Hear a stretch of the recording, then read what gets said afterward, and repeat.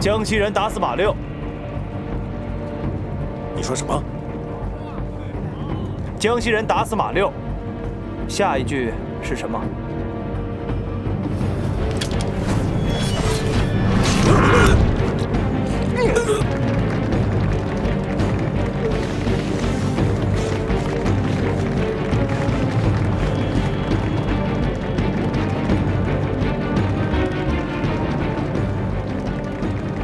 有家回不了。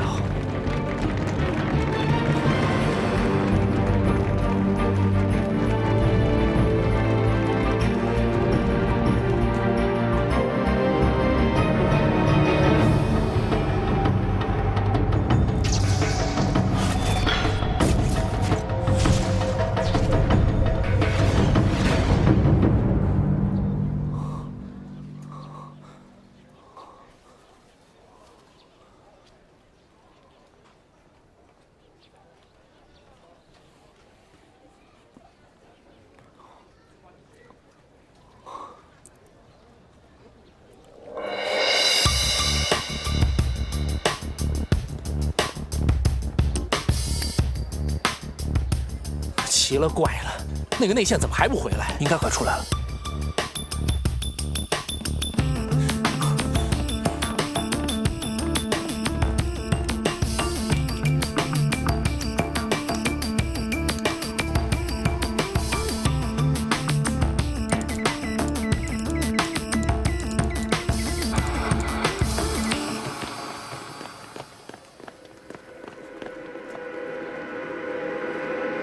什么？不好，他是在给同伙报信，把他给我抓起来！是。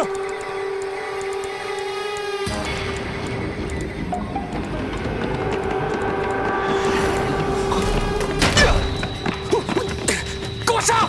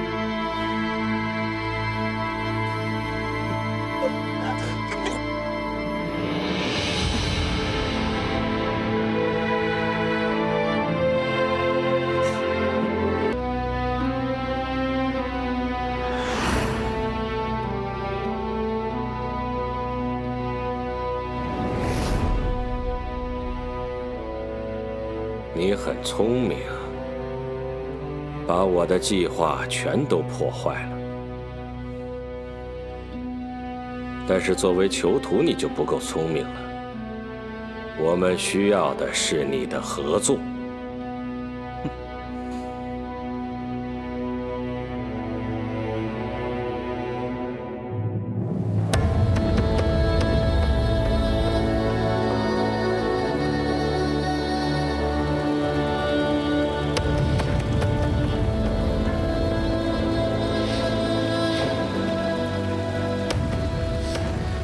说还是不说？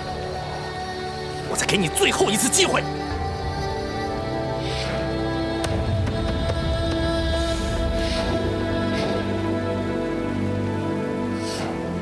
执行。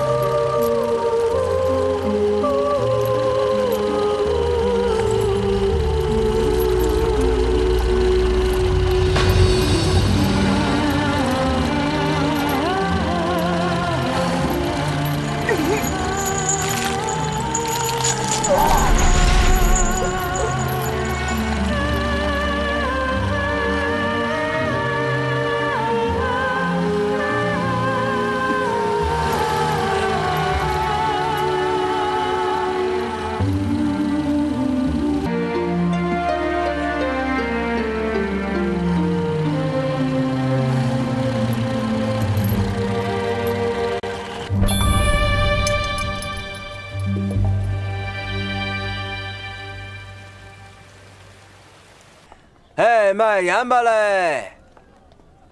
哎，盐巴！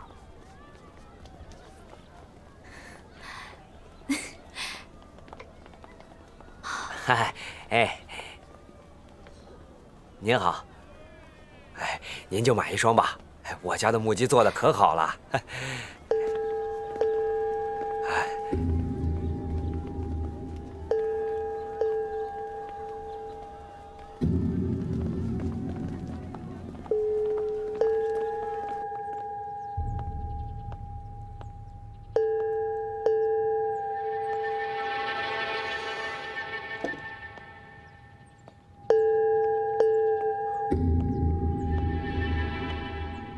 佳妹，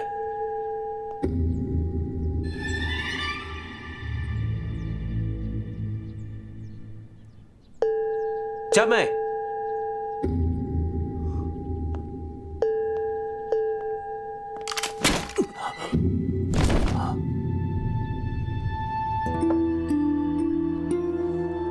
砂時計を発明される理由が知っている？時間を計算するためです。いや、そう思わないな。時間は未知なものだ。計算のツールがたくさんあるんだ。例えば時計、例えば日時計、これらのツールは循環できるんだ。砂時計は違うだよ。循環できないのだ。砂時計の価値はどこだと思いますか？また例えばこの砂時計は1分用なので1分後に何が起こるか知ってるんだ。1分後にきっと漏れ終わってこれは必要な結果なのだ。それで君はそれを見ていて少しずつ下に漏れてゆっくり基地の血行とつついてゆっくり基地の結構揺れて終わっても何も狂気することもない。風も素晴らしい。隔離士は同じではない。この狭い道路を泳いだ時に次の1秒ごとに目を立たれますよ。よくわかるね。両兵剤は人を救うのが必要の結果。その結果の発生を見てろ。途上長官、あれらの庶民はどう承知しますか？僕は何とか。もちろん我らは満州でそうやった彼らの指揮をだけ聞いてくるんだ。分かった。我が兵士はこんなことをしたくないです。本当の戦いを渇望します。良き対応見つからないから。多分良いの餌になれます。両兵剤を引っかかせなければならない。もちろんだ。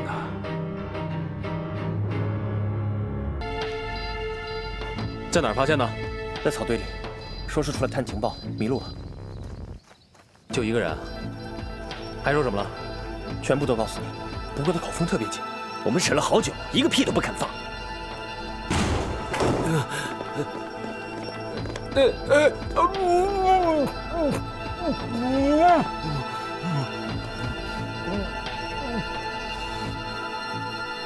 这根雷管的引线是12秒，反正我妹妹在里边肯定活不成。那我们今天就在这儿陪你。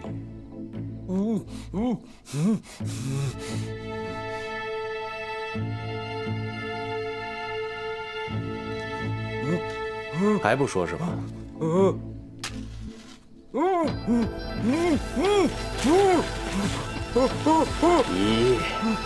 二、三、四、五、六、7、8、9。我说，是个陷阱，是东江派我来的。他让我假装侦察本府，把假情报告诉你们，他要把你们引过去。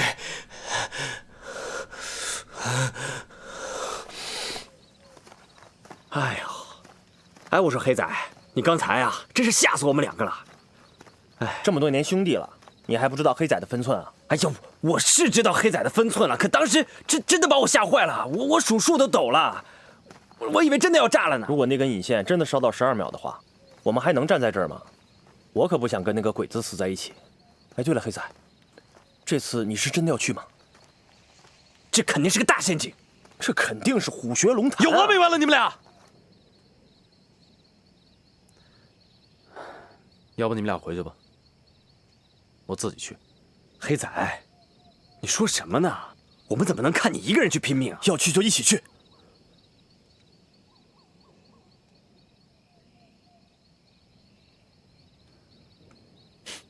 刘黑仔，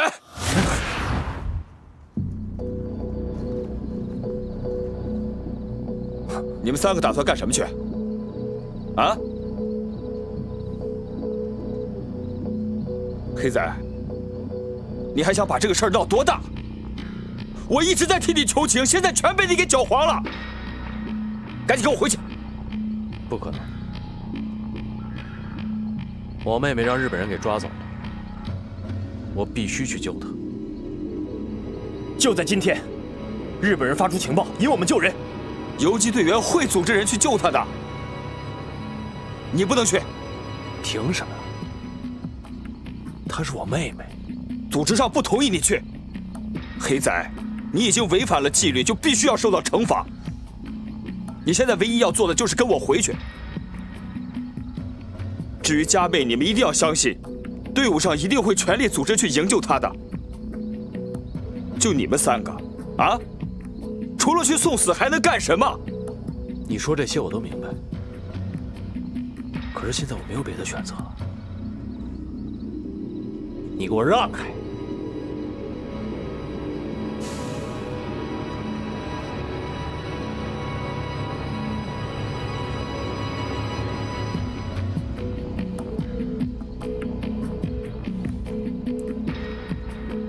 想让我亲眼看着自己的妹妹死在日本人手里吗？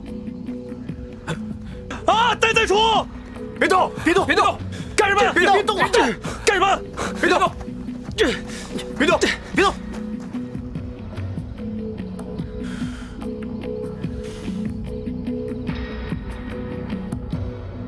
干什么？小心啊！为什么抓我们啊？别碰我！什么呀？小日本！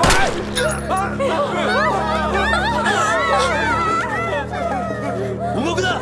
これがレーダー。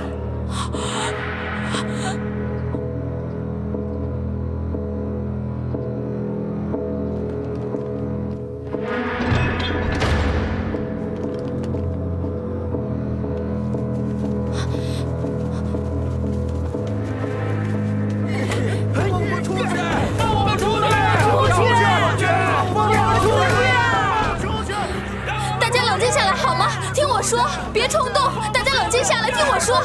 没机会了，我们都死定了。快点！日本人如果要杀我们，他们早就杀了。他们没有这样做，一定是有原因的。虽然我不知道他们为什么，可是不管怎么样，我们都要活下去，不是吗？那你说现在怎么办啊？大家都过来，靠过来。你们在这儿，我现在也在这儿。我们大家在一起，我们一起想办法。好，我们一定可以逃出去的，相信我，好吗？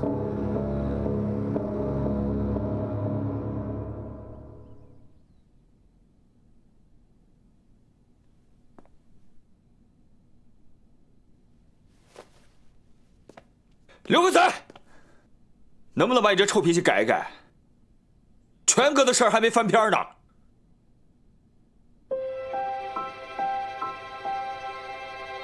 就你妹妹的心情，我可以理解。你有几分把握？据我了解，驻守香港的日本兵没多少了，都被调到了祠堂。防卫总部的兵力一定很空虚，所以我们要攻打的是半岛酒店。你我兵分两路。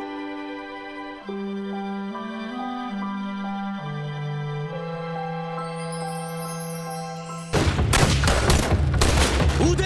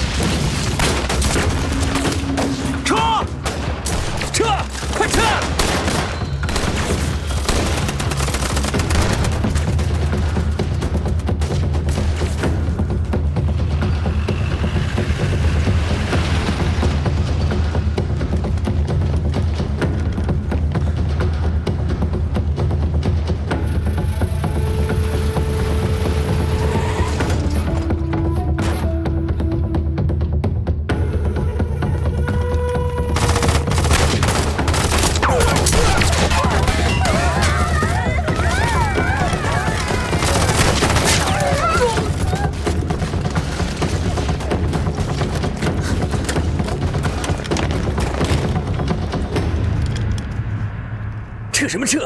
家门就在对面，咱们冲进去。按计划就弄，再等会儿，给老大一点时间。还等？都受不了了，还等？在这等着。家妹的命是命，兄弟们的命就不是命了。哎，现在要冲进去，正好中了他们的圈套。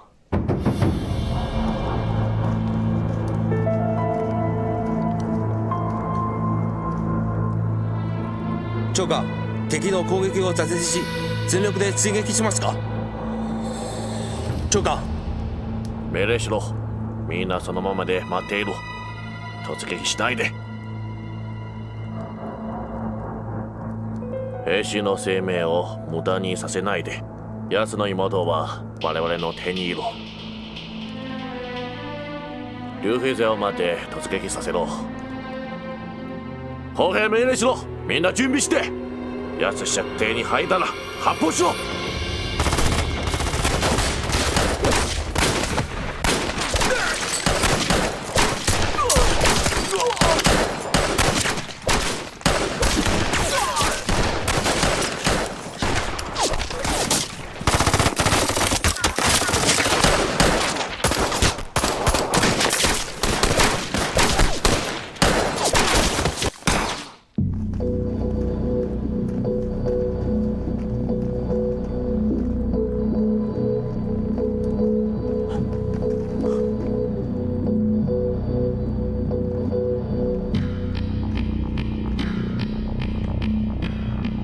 叶川君，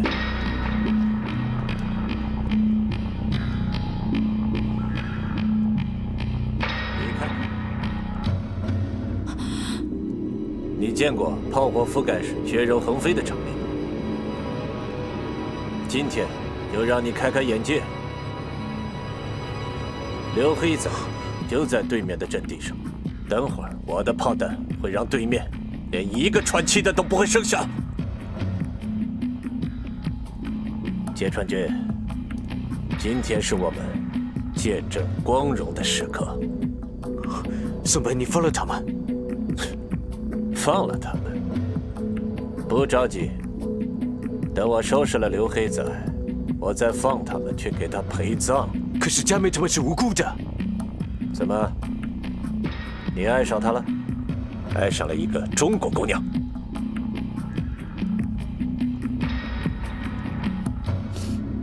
放心吧，我会给你一个给她收尸的机会，但不是现在。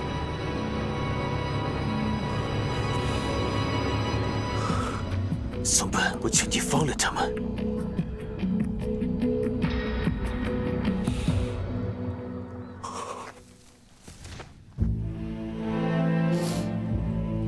松本，我求你了，放了他们。松本，我求你了，放了他们。为了一个中国女人，你居然给我下跪！丢人，丢尽了我们大日本帝国的脸！我不杀你，我要让你活着，让你痛苦的活着。这就是你背叛帝国的代价。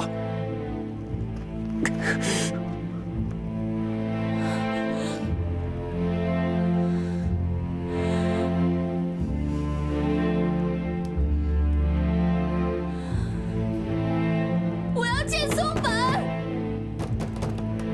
佳美，让我见松本，我求我哥投降。佳美，佳美。让我见松本。彼女を連れてこい。はい。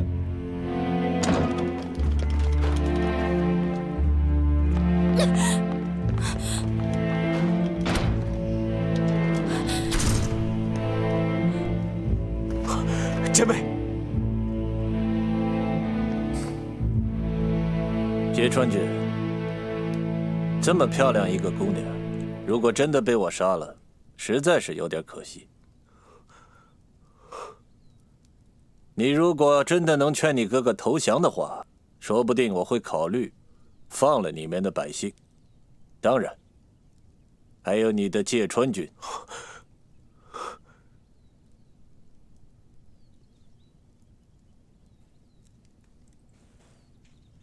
你说话算话。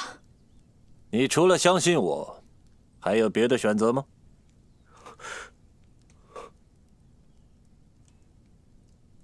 带我过去。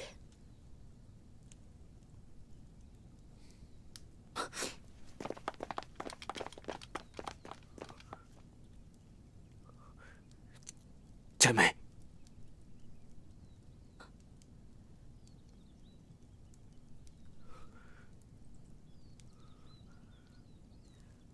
活下去。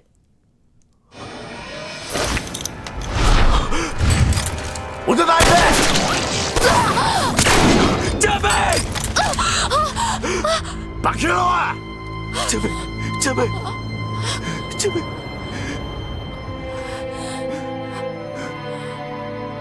松本，你没筹码了，你输了。加倍，我赢了。三下手，后黑，三郎打ちで、撃て！加倍！命令しろ！突撃準備！報告！加倍！半島ホテルで襲撃され、命令ですぐに増援。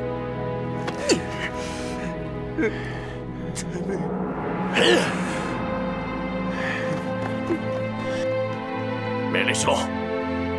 半島ホテルを燃えろ！はい、これを燃えろ！全軍撤退！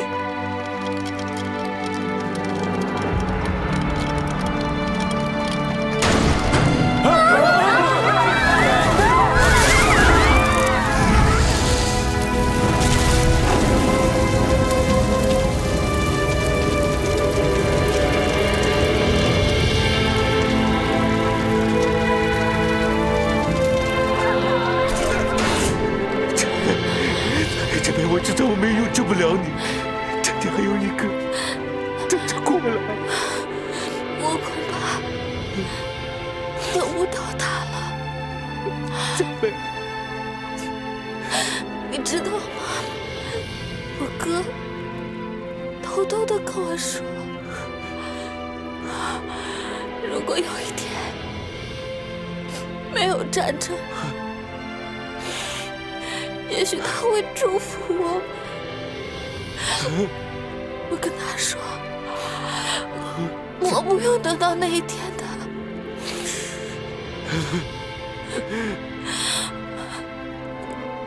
我从来没有想过我会喜欢上你这样的男人。我知道，我让你失望了。我一直在犹豫我是不是选了对的。现在我要告诉你，我爱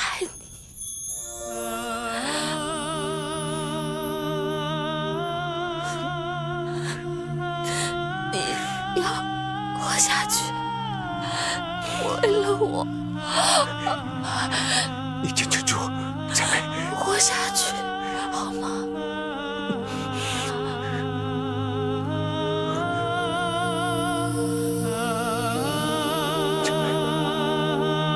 加倍！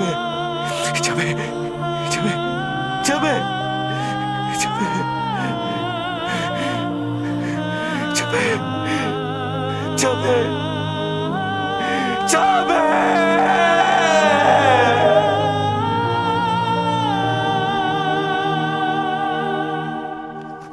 报告，日本兵已经撤了。鬼子已经撤了。他们居然撤了！兄弟们，上！下！指导员，鬼子的援军就快到了。好，开始往回撤，一定要保护好车上的人。明白。等等，刚才抓的那个通讯兵呢？有人在看着呢。马上给我联系东条正之。是。米，撤。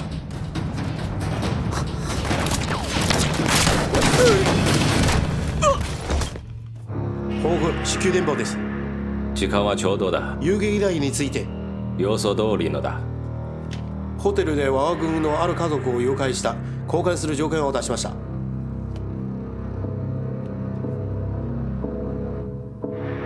指示ください。指導の寸評はどうだ？松本の軍隊も撤退途中です。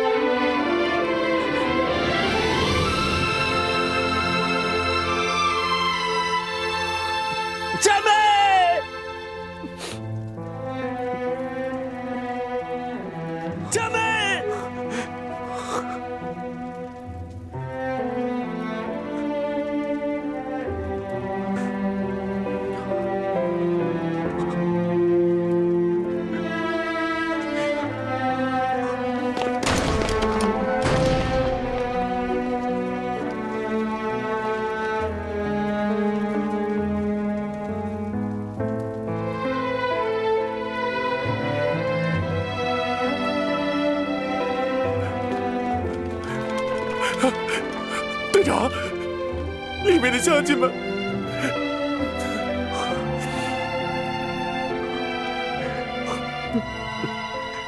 我刚才在他身边，却没能保住他。佳美，哥哥，对不起。哥哥，对不起你。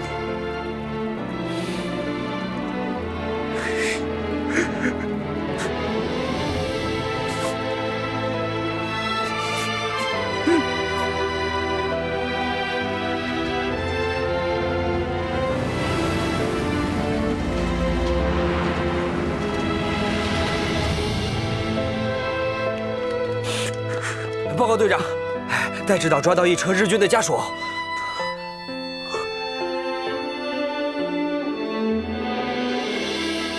把他们带过来。是。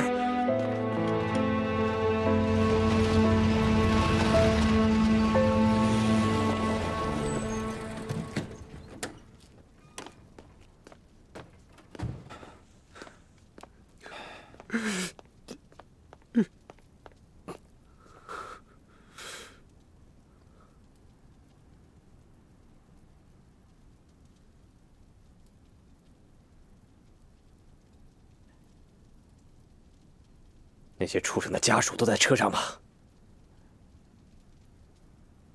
一命偿一命。兄弟们，让他们家属陪葬！住手！放开！别冲动！别冲动！为什么要住手？不要被人毒害死！冷静！大家都冷静！陪葬！陪葬！难道你不想跟他们一样吗？把枪放下！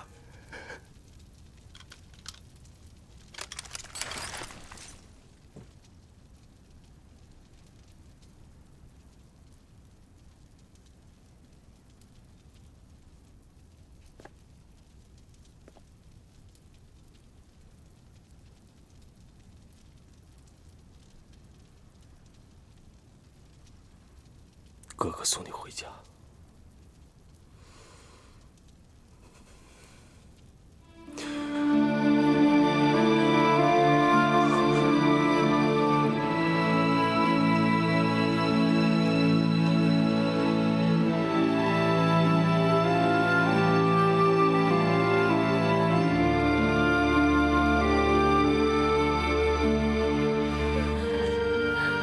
看见了吧？他最亲的人走了。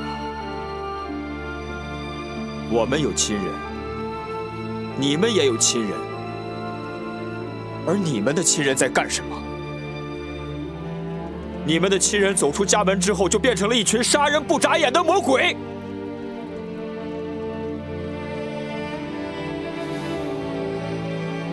放心吧，不要害怕。我们不会杀你们，因为我们不是魔鬼。我们会放你们回去，但是回去之后，希望你们能把今天的感受告诉他们，问问他们打够了没有。如果打够了，赶紧滚回家去。如果要是没打够，我们奉陪到底。撤，走。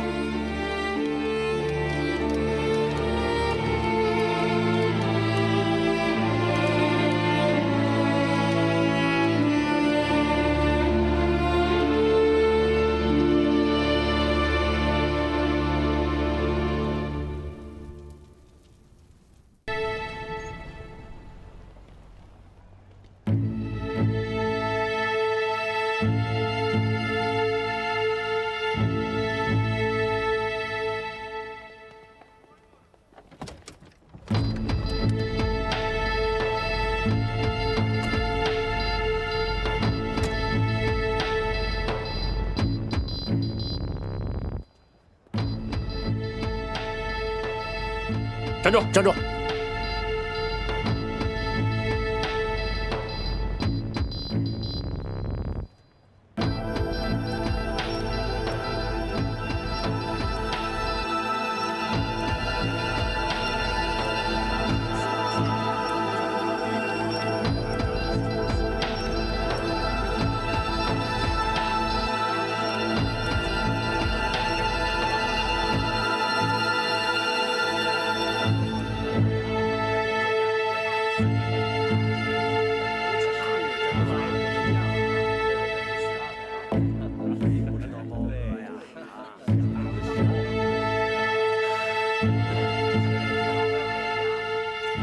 来来，都什么时候了，就知道吃。这个就是主台。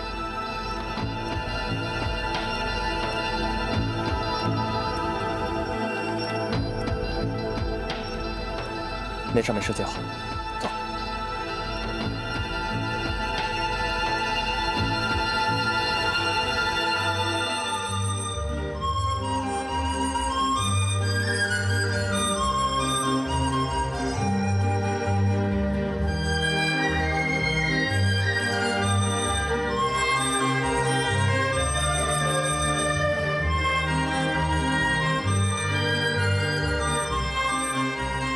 各位，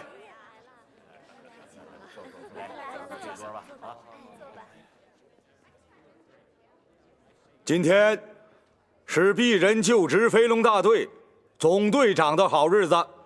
鄙人本是一江湖豪客，并不是当大队长的料，完全是承蒙皇军及各位亲友错爱，才勉强上任，实在愧对大家。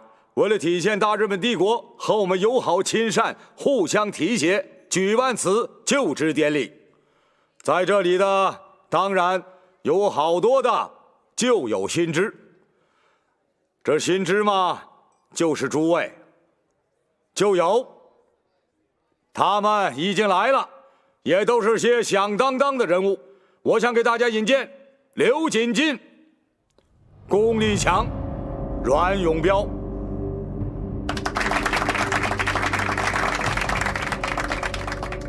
兵来将挡，水来土掩，该来的总归会来的。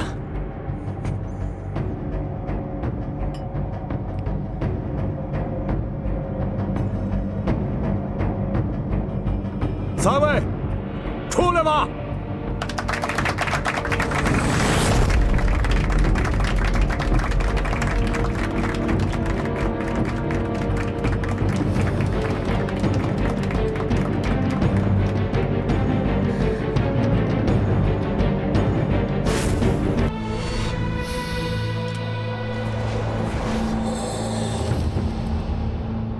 恭喜上任啊，阿猫！哦，还是你现在比较喜欢听飞龙队大队长？刘瑾进没来吗？你如果这么想见他的话，就跟我们走一趟吧。那就太可惜了。我在这里给大家介绍一个人，他叫做刘瑾进，他另一个外号叫刘黑仔。刘黑仔是你教的吗？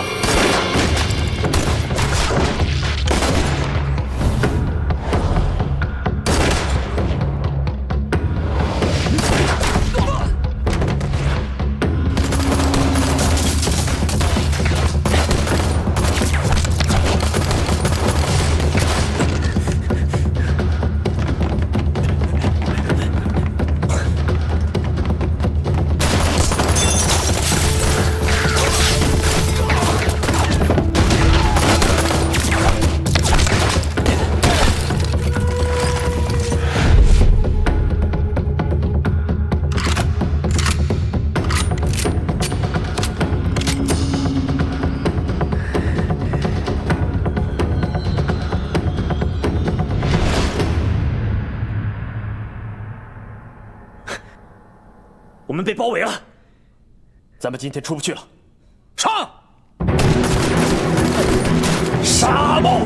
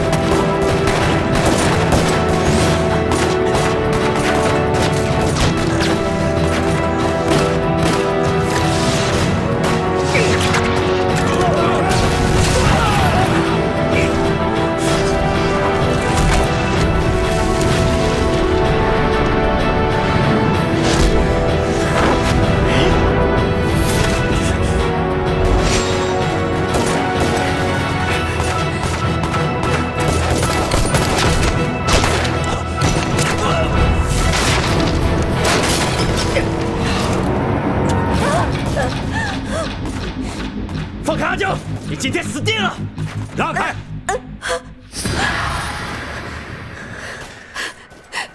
阿彪，别管我，开枪啊！阿彪！阿彪！阿彪！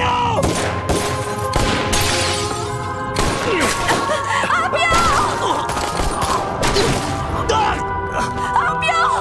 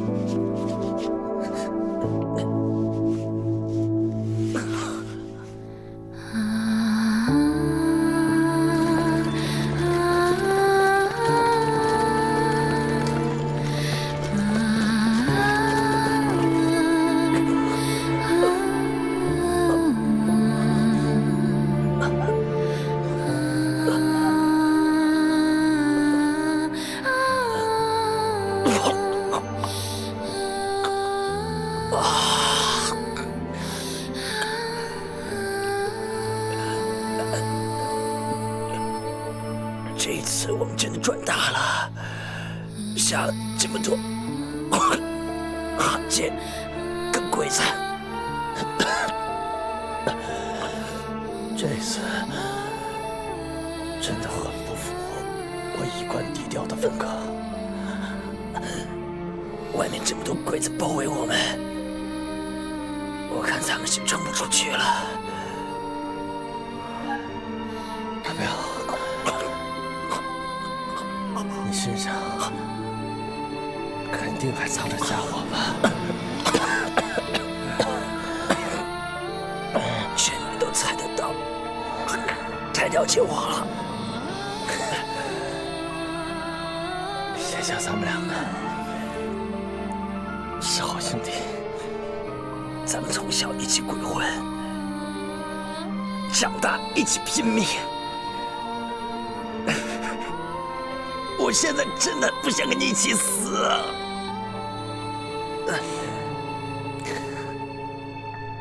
你以为我想跟你一起死啊？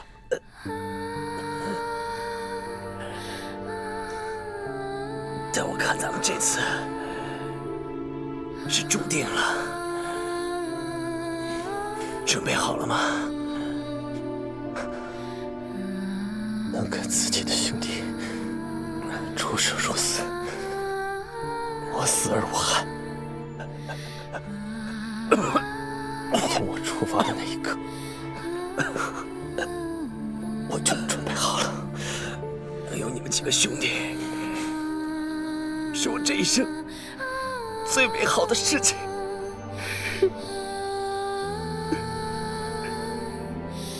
不知道黑仔醒来没有？我们杀了这么多汉奸。一定很高兴的。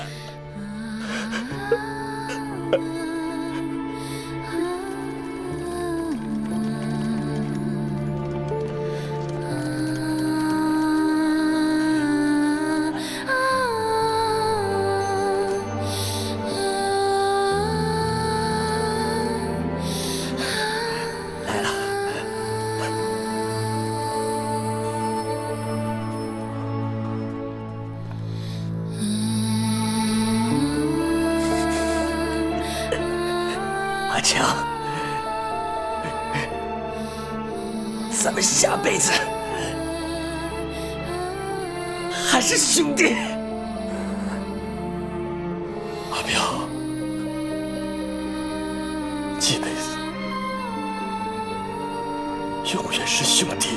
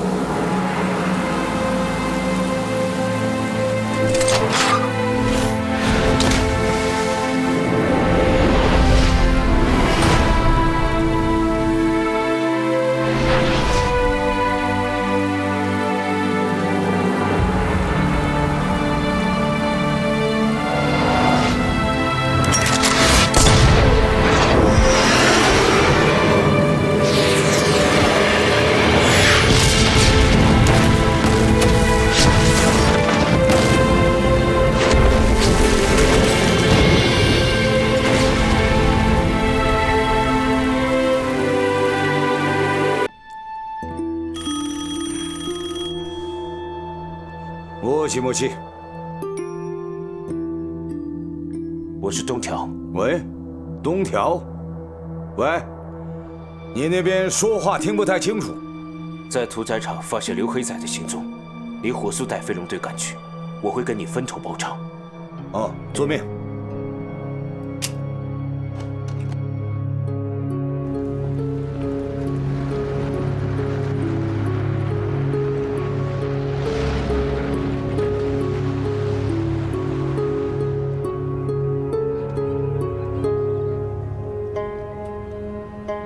总觉得哪儿不对呀，东条先生的声音有点不太像啊。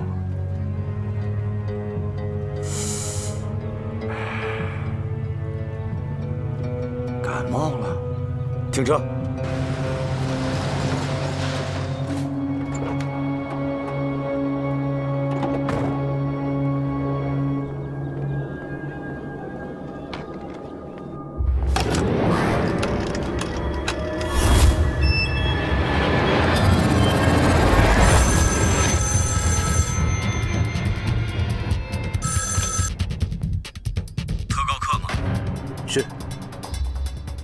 请东条先生。中条先生正在赶去屠宰场。去屠宰场？好，谢谢啊。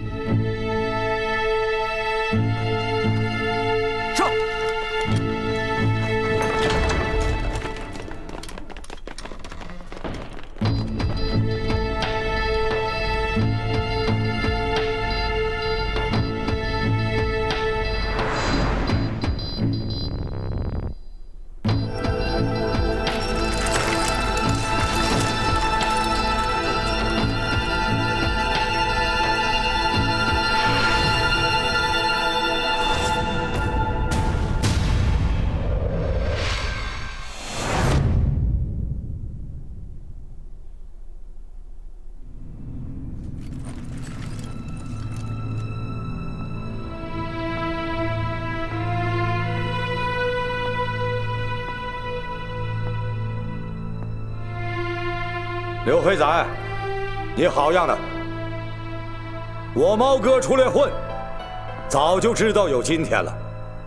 我不管是日本人，还是英国人，还有中国人，我都是为了混口饭吃。我杀了你那么多的兄弟，今天我就当还给你了。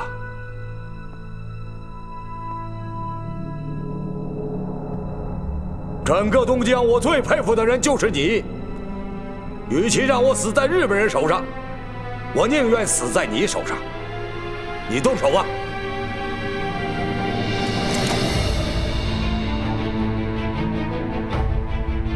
哈哈哈哈哈！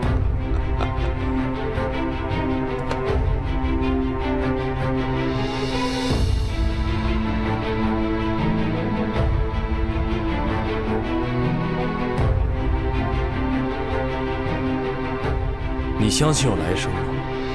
下辈子做个好人吧。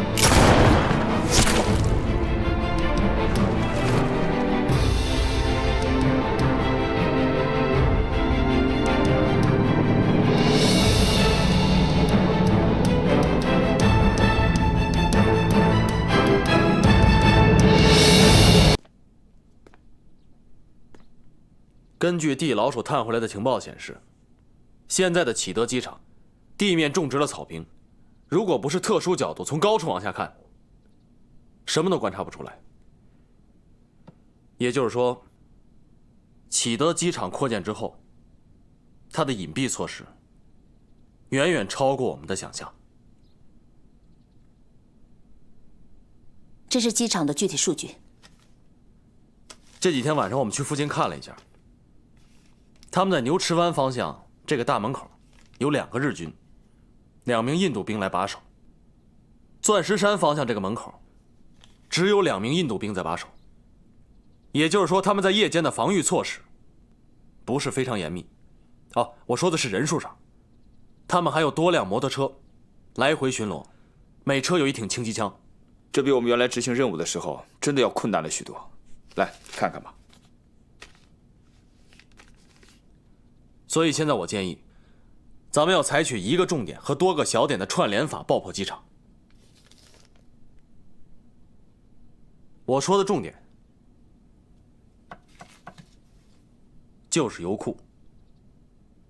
我们必须在日军的防守队伍没有发觉之前，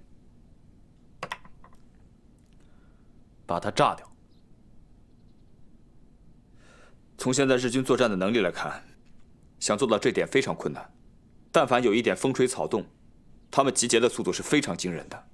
所以我们不能有任何的风吹草动。芥川，这一点看来只有你能做到。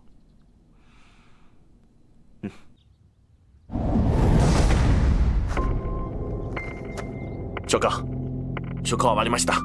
出発できます。何かご指示がありますか？今回の行動を君に引率させ、期待が高だ。松本の栄光です。機会をつかんだ。よく表現しろ。君を待っているのが賛美と栄養だ。再興するようにお願いしろ。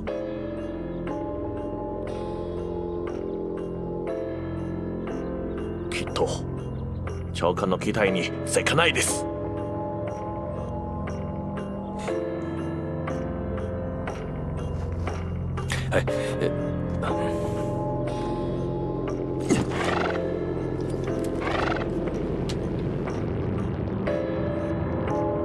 出発！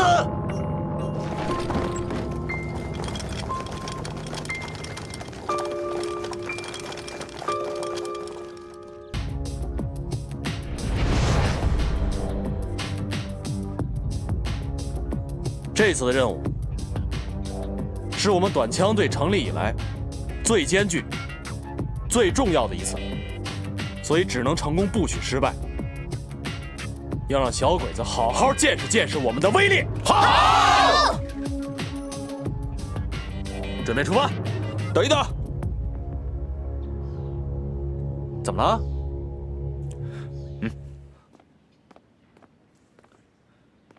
紧急情况，从九龙赶来的情报员带来了重要情报。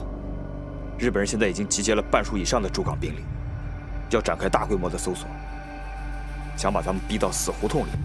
目前的包围圈正逐渐缩小，根据地被发现也是迟早的事情，所以上级指示咱们马上转移。不行，我觉得咱们还是要按原计划行动，先去炸机场。小鬼子发现他们的后院起了火，肯定掉头去救，还扫荡个屁！上级的命令说得很清楚，转移。万一我们大家都被……万一，那我给你也假设一个万一。万一小鬼子这次是假装扫荡，为了引蛇出洞怎么办？咱们大范围转移，正中他们的下怀，反倒掉进他们的包围圈里，全军覆没。执行命令。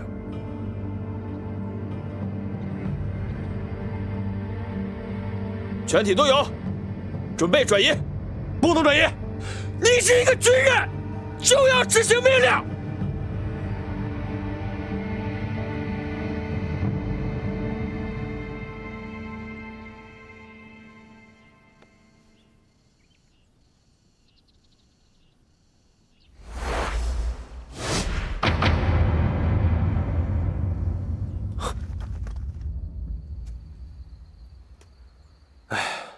现在的情势已经很明朗了，北边、东西，鬼子已经形成了一个包围圈。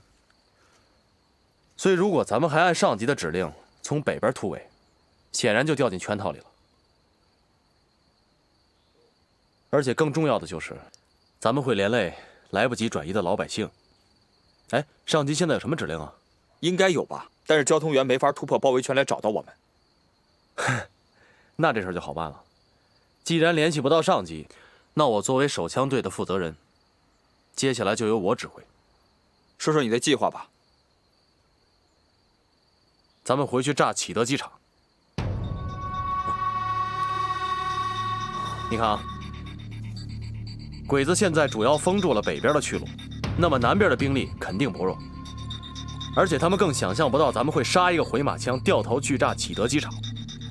这样既炸了机场，又解了鬼子对兄弟部队的包围，一举两得。好主意，好主意，队长，我们听你的，我们听你的，听你的。那如果没有问题，5分钟之后出发。好。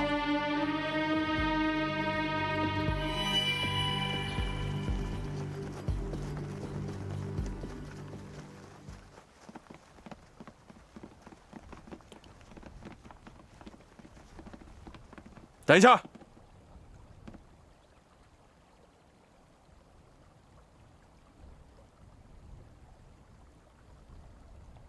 你怎么知道我们会走这条路？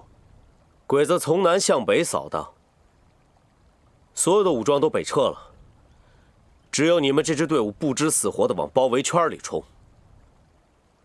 还需要我继续说下去吗？你说的这些情况我们都了解，但是我们不需要冉沛的人来帮忙。我代表我自己，你代表冉沛。行了，你把这当澡堂子了，说来就来，说走就走，走了。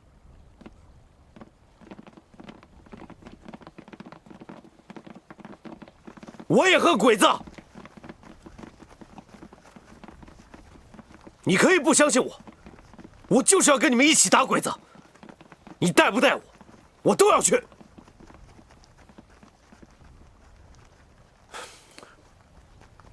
老戴，你拿个主意吧。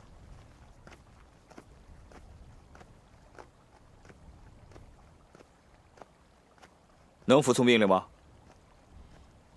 能就跟上。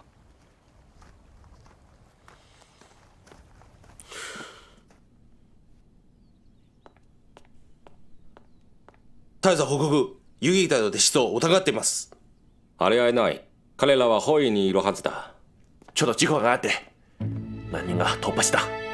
なんで戻って。奴は劉平勢だ。暇だからついで追ってきました。またこの海で何人いるの？多くない。10人しかない。彼らはただの突破じゃない。正確で逃げないだろう。劉平勢、お前の目的は一体何だろうか。本部を奇襲するかな。可能性が多くないだ。旋回の後に放映を強化した常用人だと突方的な間考えさせろ。それよく意味はない。そうだ、家だ。戸惑よ。よく夫婦を怠る目標を選ぶだ。地図。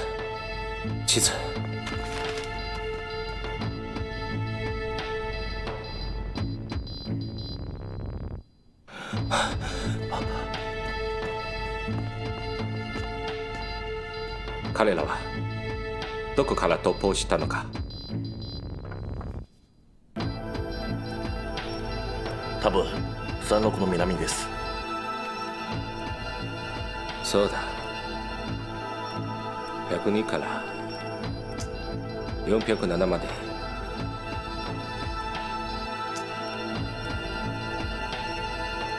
一番だけでこれは恐るな速度だ。我らの古い友人は慌てるね。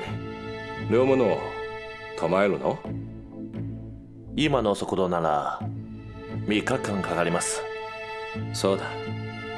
彼らの速度によると3日間以外に1回感染し、この範囲以上に目標を選ばない。そういうよりはそれはどこですか？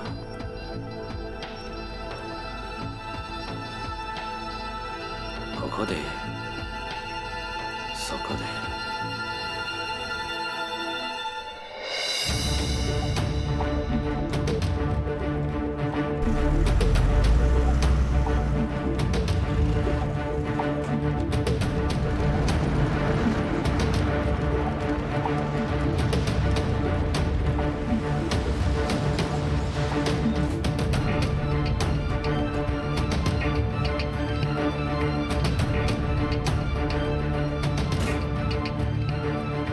松本、両兵隊はきっと空港を攻撃しに来るんだ。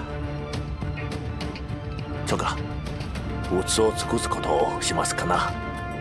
報告、大道路の記者橋を爆発した両兵隊らしい反日武士を目撃した。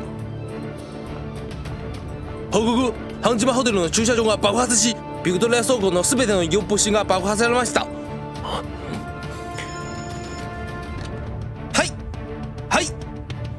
大佐、相当通話したいです。はい、わかりました。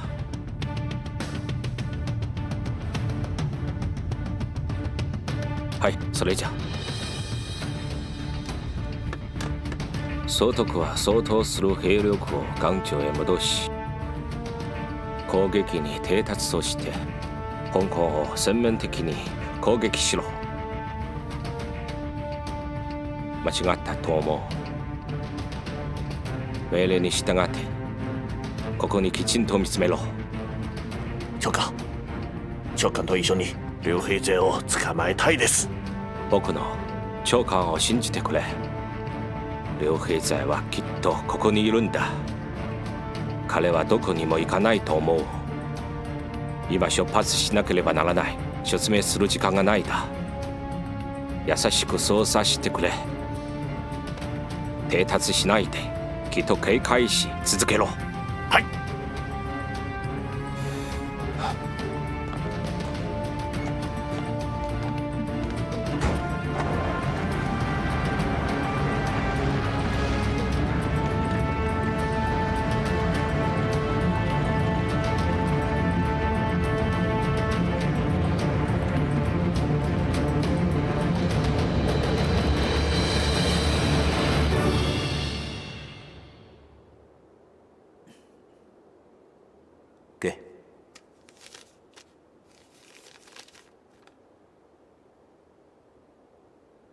既然基固已经撤退了扫荡的鬼子，从组织的角度考虑，我们的战略目标已经完成了。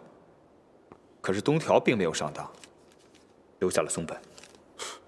没想到你还多留了一手。哼，得感谢这帮孩子，要不然我哪知道这条路啊？哎，香港各处爆破怎么弄的？是市区支队的同志们干的。小鬼子果然上当。既然我们的战略目标已经完成了，大家准备撤。你什么意思啊？又想撤？咱们得干点动静大的事儿，哪能空着手回去？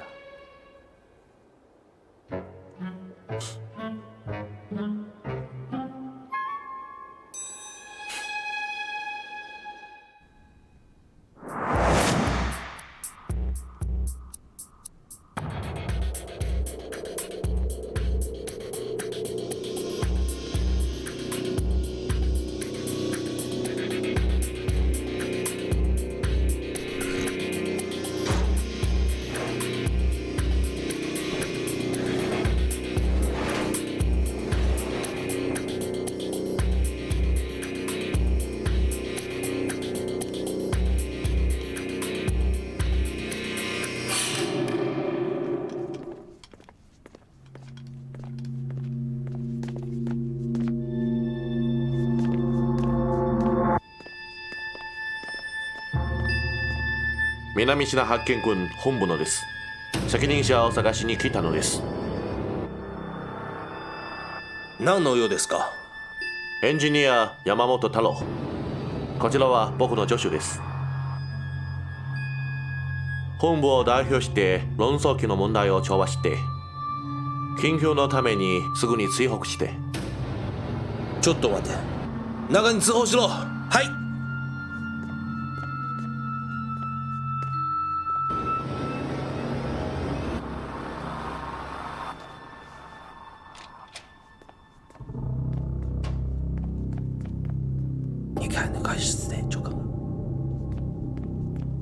担当者はすぐに2階の会議室へ待ってください。どうも。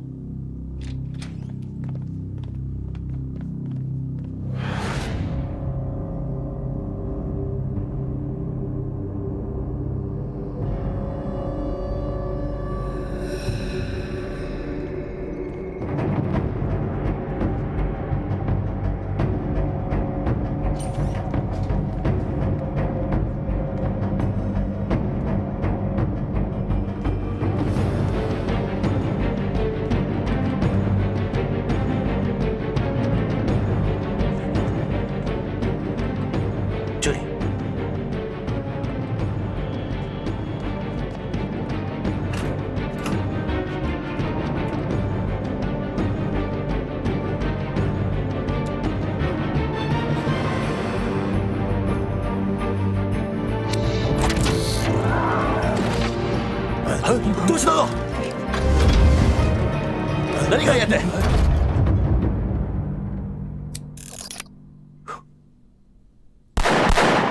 あっちだ！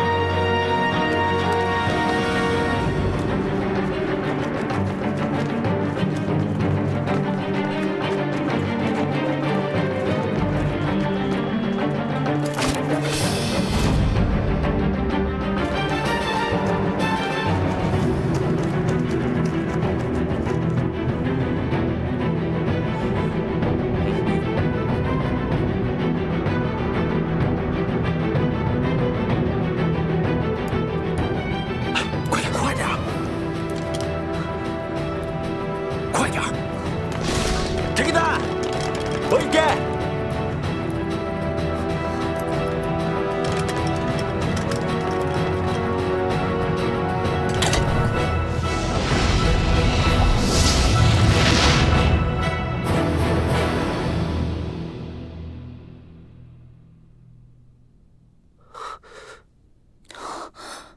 怎么回事啊？我回去看看。小心点啊！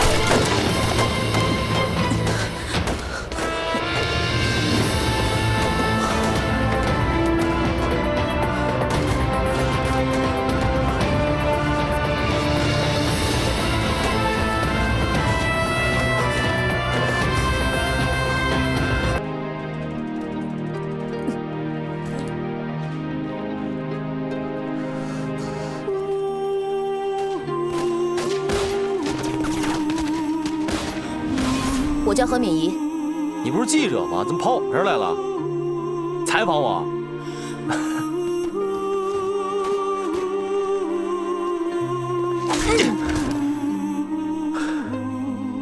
谢谢你，黑子。你要想找对象，你就跟老戴说，让他给你介绍一个。行啊，那就你吧。同志们好。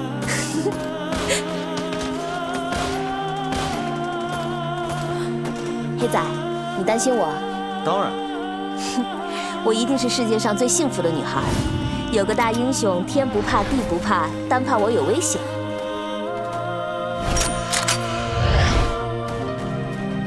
爸爸，哥哥，妮妮来找你们了。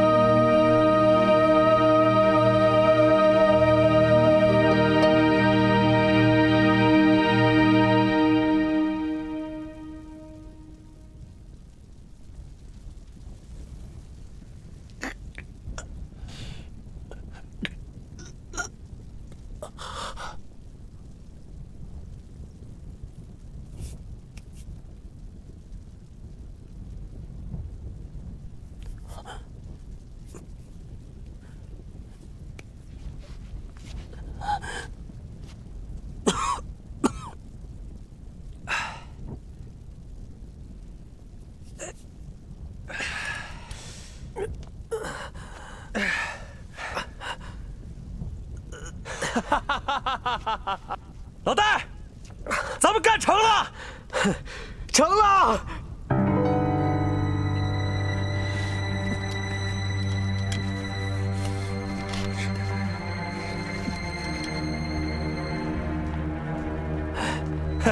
怎么样，老戴啊？听我的，听对了吧？真有你的！但这事儿啊，要是没有芥川，咱也干不成。谢谢你啊！不管是为了国家，还是为了佳美，只要能对你们做出一些补偿，我就心满意足了。我有个请求，说，我想跟着你们，一直到战争结束的那天，可以吗？芥川，谢谢你。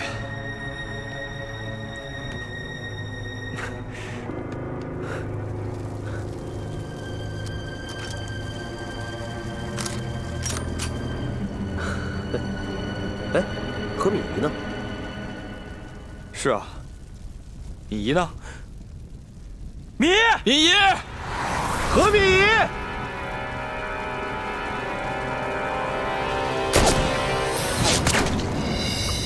芥川，芥川，芥川，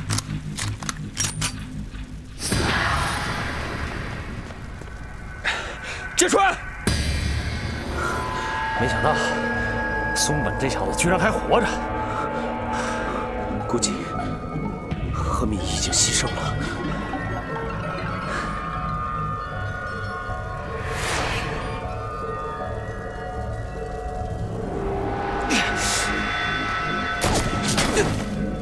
黑子，别冒头，咱们在他的射界里。此人的枪法非常准，谁冒头谁死。那怎么办？咱们一直在这耗着，耗到什么时候啊？我就不信了，我。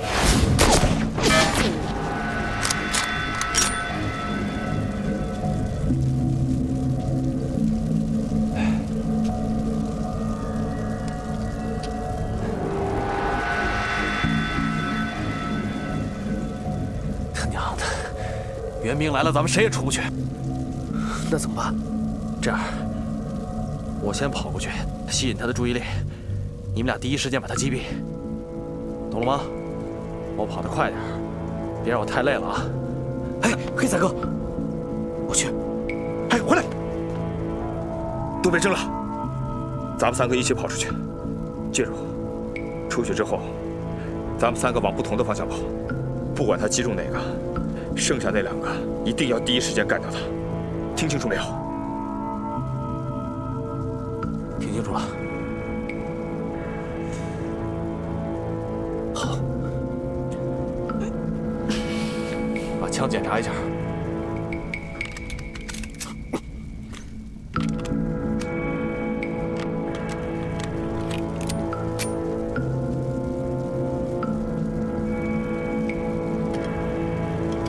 我数1、2、3，咱们三个人一块儿跑。准备，1，哎！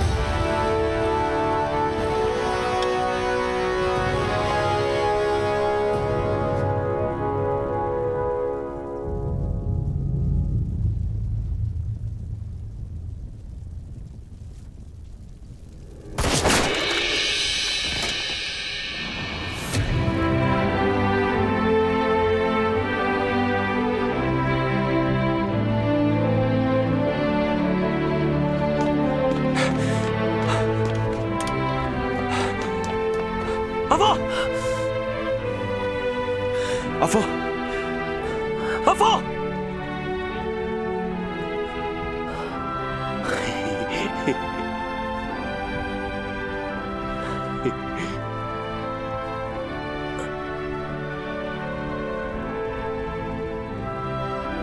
我死不了！臭小子，你小子，不说好喊到3再跑吗？你怎么喊到1就跑了？你不是说喊到1就跑吗？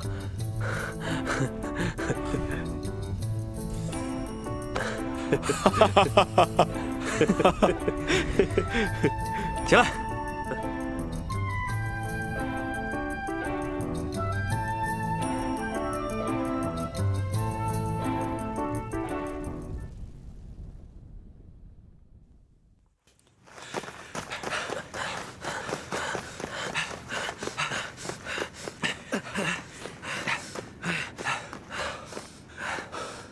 黑三哥，行了，就到这儿吧，我先走了。剑锋，要不要和我们一起啊？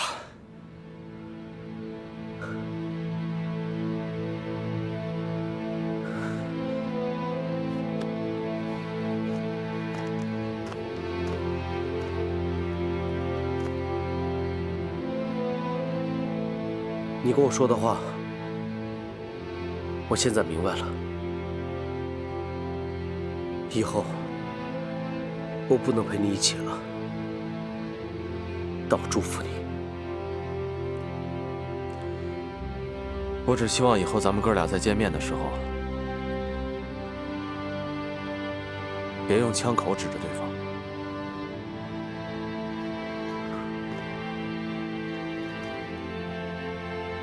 保重，黑三哥。保重。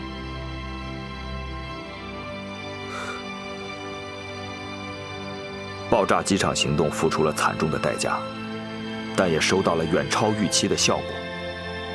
隔日一早，日军对根据地的包围就解除了，加上市区中队的指弹宣传，一时间，港九市区疯传，刘黑仔的游击队要攻打日本南支那派遣队司令部的消息。鬼子的大后方乱了，在前方扫荡的部队被迫掉头撤回市区。港日政府总督矶谷廉介费尽心机布置的疏避式新战术，就这样破产了。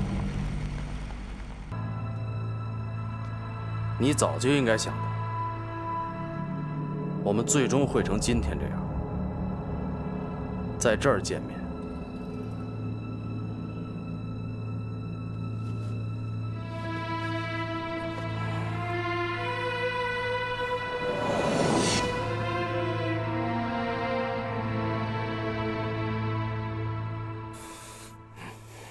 看见了？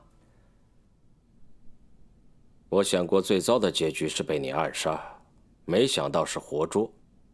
这确实是我一生中最大的耻辱。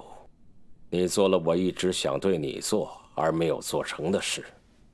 军队最大的功劳在于活捉，而不是击毙。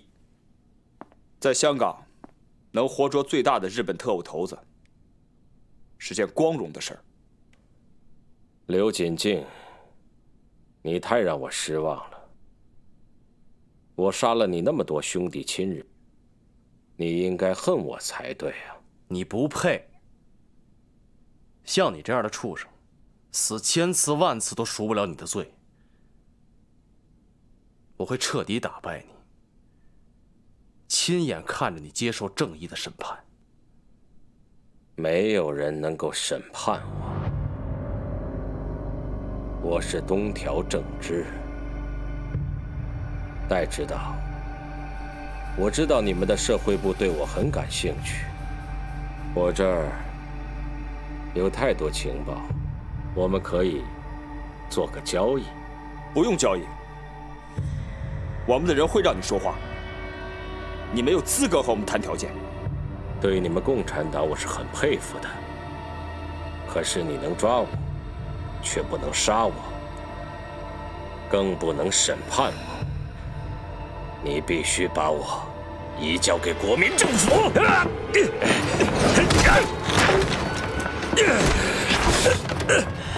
黑仔，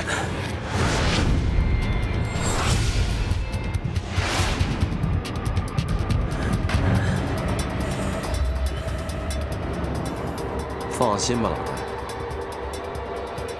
我只是想把他偷我的东西拿回来。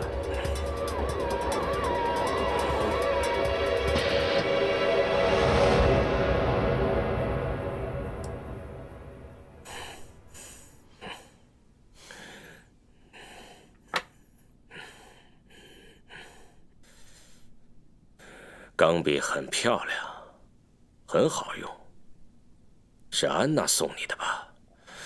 我没必要回答一个屠夫的问题。你现在只需要知道，你输了，我赢了。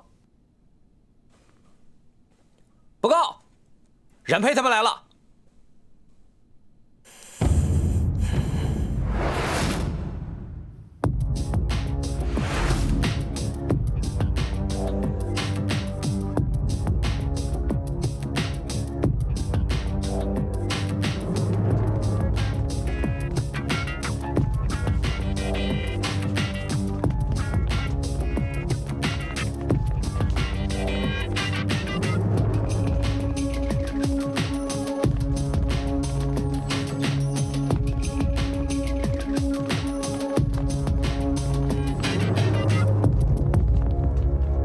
你真是属苍蝇的，闻着这臭大粪味儿就来了。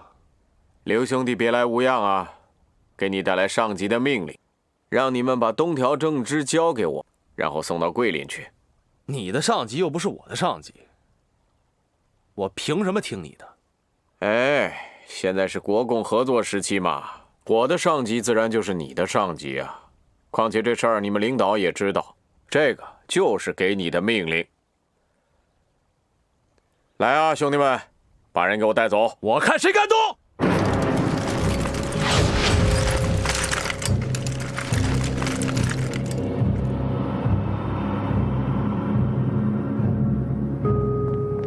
黑仔，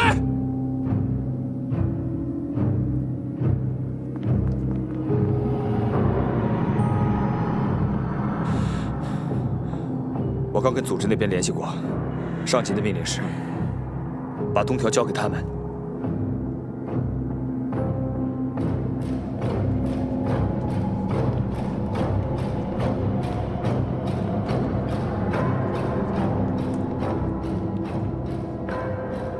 他是我们拿命换来的。你听清楚了吧？这是上级的命令。我刘黑仔抗命又不是头一回了。戴在处，你可是党代表啊，他这脾气你得管管。执行命令。刘兄弟啊，都是老相识了，我就给你交个底儿吧。这个人手中掌握着重要情报，只要你把人交给我们，我们什么都好说。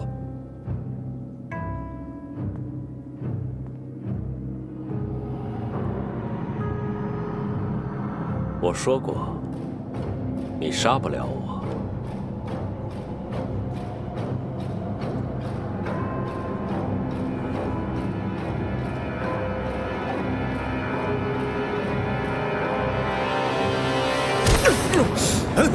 把枪都放下吧。哎，这不算抗命吧？啊？不算，不算。我现在可以把人带走了吧？稳。好，这一拳我记下了。把人带走。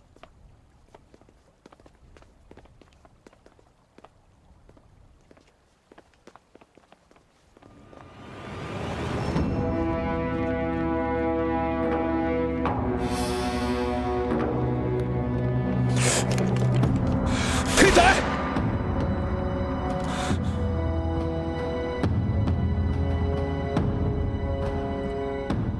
有你报仇的时候。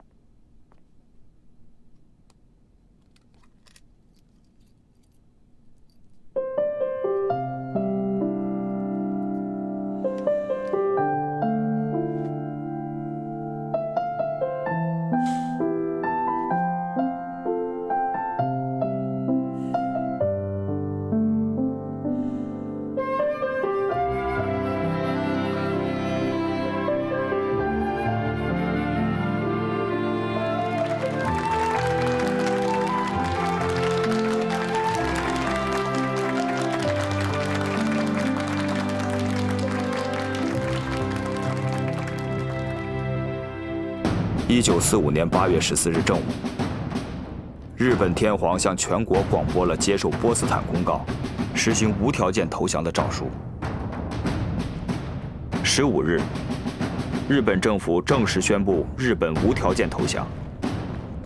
9月2日上午9时，在停泊于东京湾的美国战列舰密苏里号上，举行了向同盟国投降的签降仪式。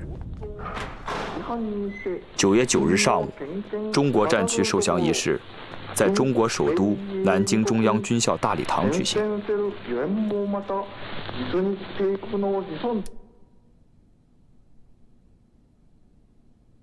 我从来没有听过天皇的声音。要不是战败，我此生都没机会听到他说话，真是荒诞。我知道，很多日本人都是靠战争活着，战争结束对于他们来讲是个坏消息，可是对你来讲，有可能是好消息。中日战争的确结束了，可我们对共产党的战争才刚刚开始。需要我做什么？统一管理你在港的谍报人员，排除一切干扰，这是国民政府对你的命令，也是东京对你的命令。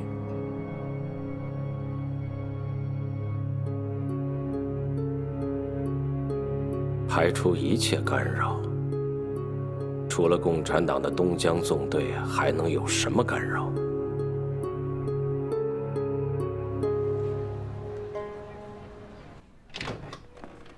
先生，请。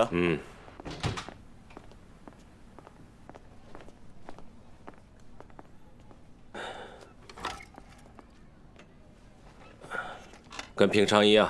啊，先生，请稍等。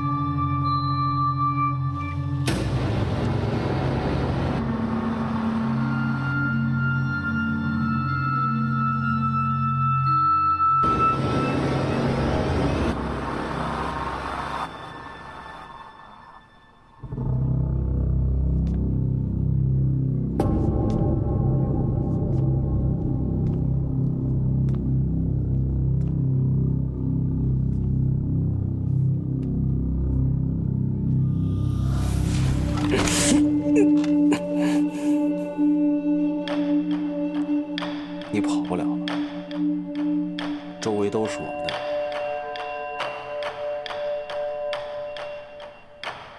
别看了，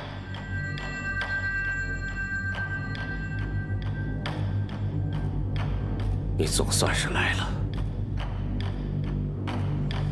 听说你们那边有一种说法，在中国战死的，回去可以得到天皇最高的奖励，是吗？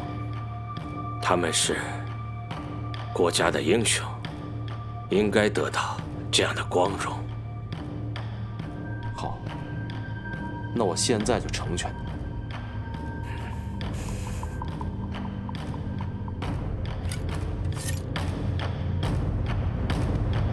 等一下，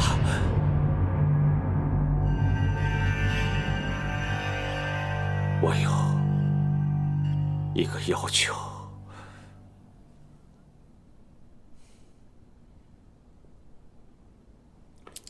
好，既然今天这儿就咱们两个人，很快会做个了结。你说？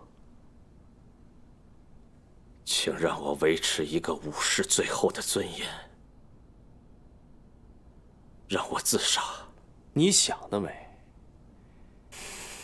你杀了我们那么多人，我必须得替他们报仇。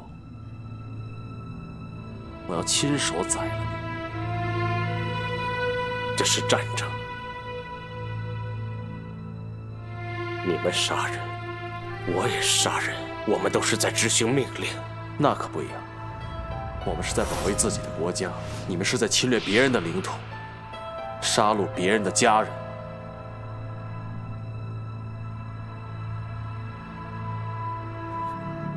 你不明白吗？只要有战争，就会有伤亡，不是你杀我，就是我杀你。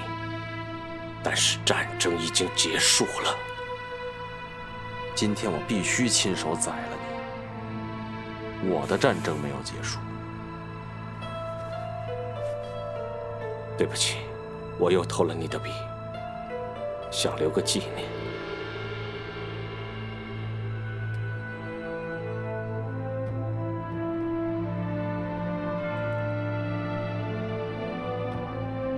其实，我们可以成为朋友。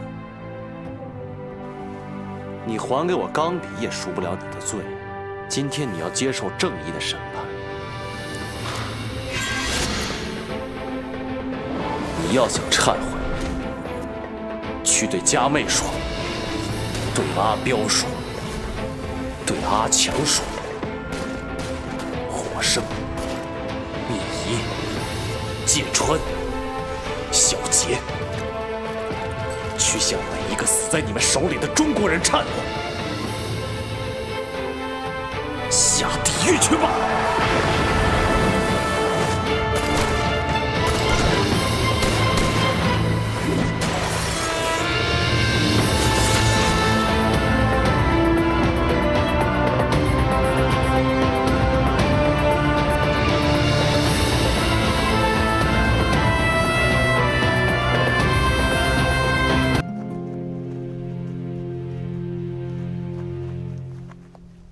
方向没错，南下的部队就应该在这附近。指导员，怎么样？跟359旅的人联系上没有？没有。像你们说，前几天他们还在这儿，已经转移了。派一个班的人负责跟南下的部队联系，有消息之后立刻报告。是。哎，老戴，天快黑了，今天晚上咱们就住在这儿吧，在这等消息。好吧。你们原地待命。我们去找点吃的给大家。是，走。老枪，我们想来讨点吃的，我们可以付钱。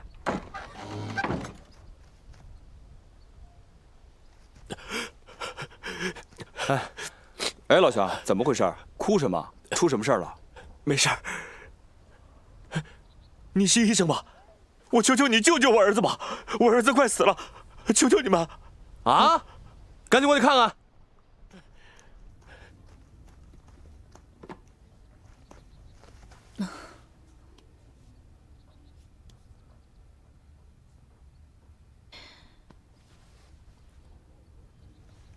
怎么样了？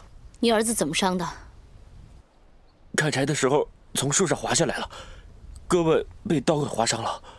柴刀是不是锈的？对啊，是破伤风。破伤风啊？能治吗？都说你们游击队神通广大，求求你救救我儿子吧！求求你了，好不好？求求你了！现在这抗感染的药比我们机枪还贵呢，我们也没有啊。谁说的？谁说没有啊？你有啊？嘿嘿，我有。哎，这是原来科尔给我的，没想到在这儿派上用场了。哎，快给孩子用上。刘队长，快去呀！谢谢队长，谢谢队长。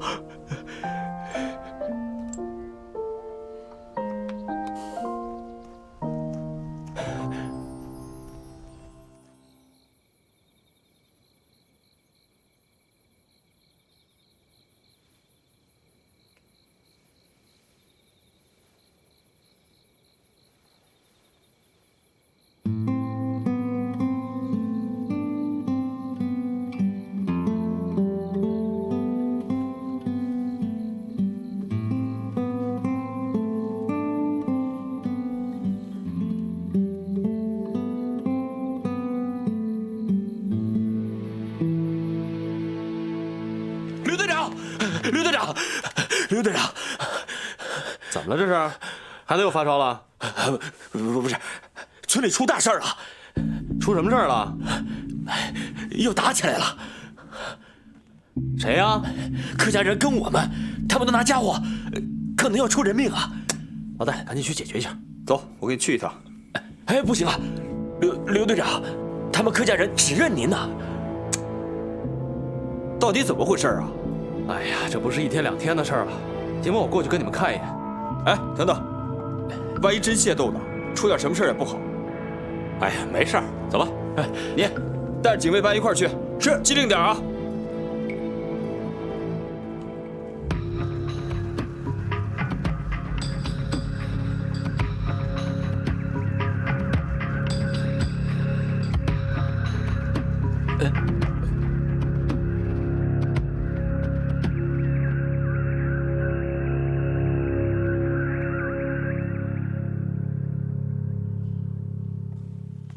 报告指导员，有个大肚婆找你。安娜，黑仔呢？他现在人在哪儿？她不在啊，怎么了？出什么事儿了？他去戒指村了。她去戒指村了，你怎么知道？是圈套，冉佩设了埋伏。集合，快，马上集合队伍，快！是。哎，我跟你一起去。你就别去了，大着肚子去那儿只会添麻烦。等我们回来，好吧？快！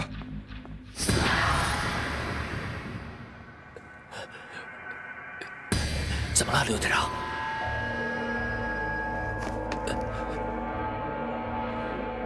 你怎么了？没事，没事。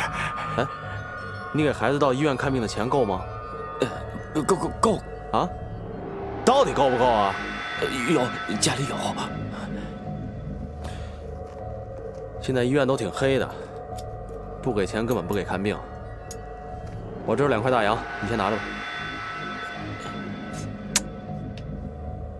拿着，走吧。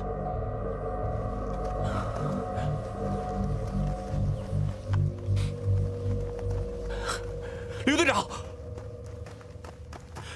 你不能过去。怎么了？不够啊？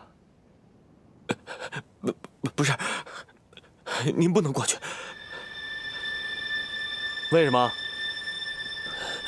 昨天晚上国军把我孩子给抓了，逼着我陪您过去。他们就在前面埋伏着呢。冉佩，有埋伏！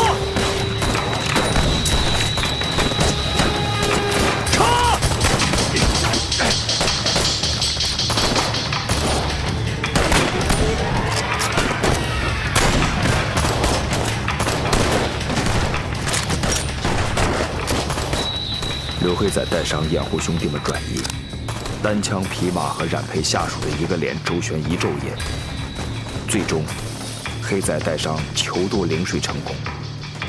第2天，我带着搜索队在下游的河滩上，先于冉佩找到了黑仔。幸运的是，黑仔还活着。可是，有的事儿却不那么幸运。指导员，现在什么情况？刘队长他一直在发高烧，到底怎么回事？你赶紧说呀！伤口感染了，那赶紧找药去啊！破伤风最后那支药已经用掉了。怎么会这样？离咱们最近的一支队伍在哪儿？在清远，我已经发电要求他们急速向我们靠拢，他们应该有药。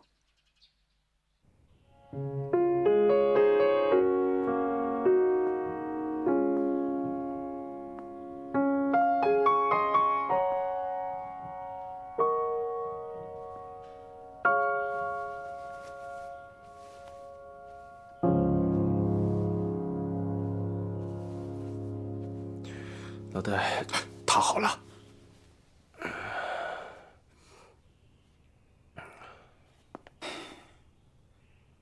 别动啊！哎，别忙了，坐，我跟你说说话。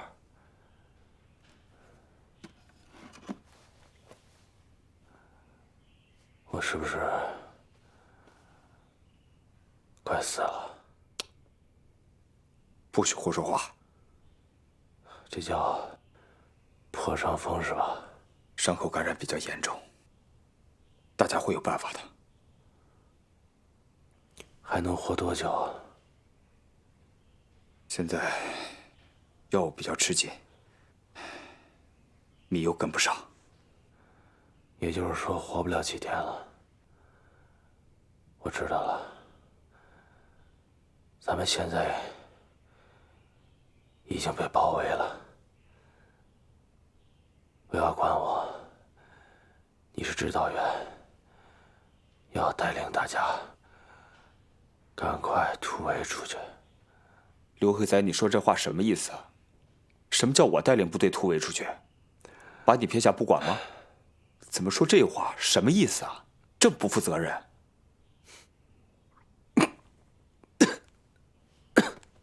好好休息。老大，其实我刘黑仔能活到今天已经是赚了。装了这么长时间正经人，杀了这么多鬼子，我得谢谢游击队。要不是你们，肯定不知道什么时候我就会因为跟人家抢地盘被人家砍死了。谢谢你啊，老大。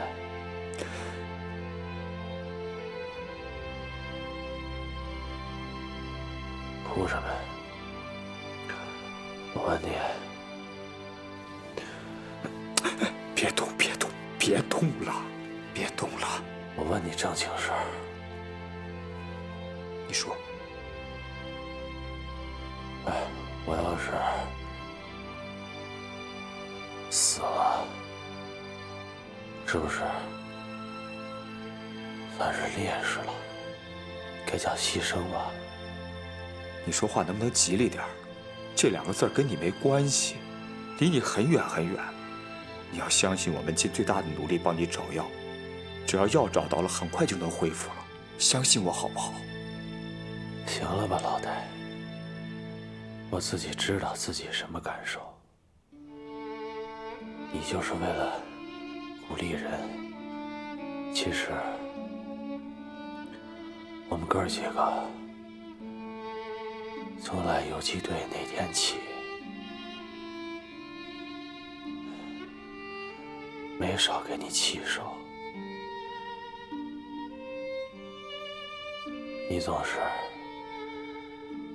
让着我们，这苦日子快到头了。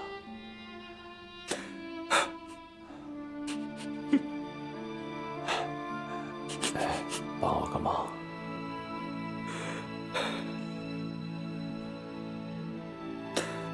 你说，帮我把上衣口袋里的照片拿出来。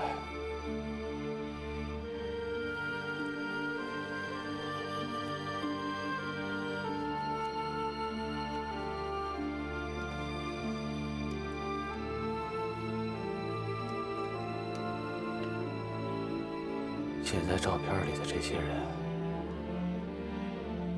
一个个的都走了。他们是想我了，所以我得赶紧去看他们，去找他们，把照片收好了。刘辉仔，能不能讲点振作的话？你说什么乱七八糟的？我要告诉你，只要我们现在有一点点的希望，我就一定把你给救活。我要救活你，你明白吗？我救活你，不许再逃了，不许！你现在什么都不许说，好好睡觉。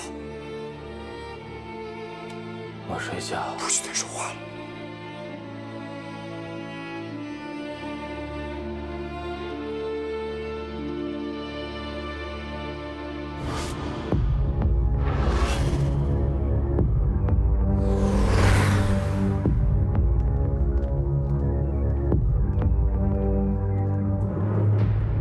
上面用得着安排这么大阵仗吗？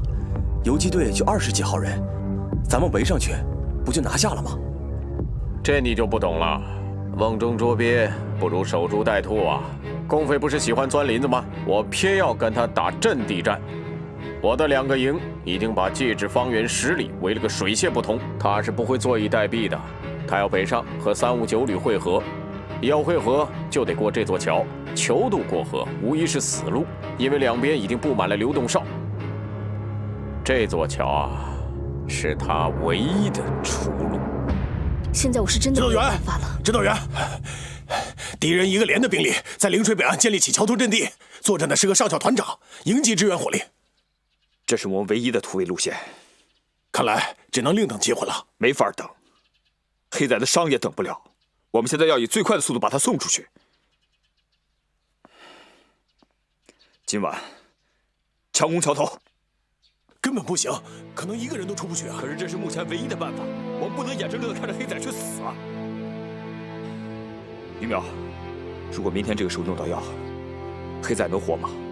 就算我们能突围出去，找到药也未必来得及啊，可能只有1%的希望了。1/1000、10000%，我们也要试一试，明白吗？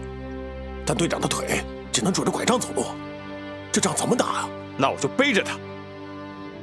我背着他，要把他活着给背出去。哪怕我死，你们活着的人就一个一个接着背，无论如何要把他给我背出去。这是命令，把这个命令传给每一个战士。是。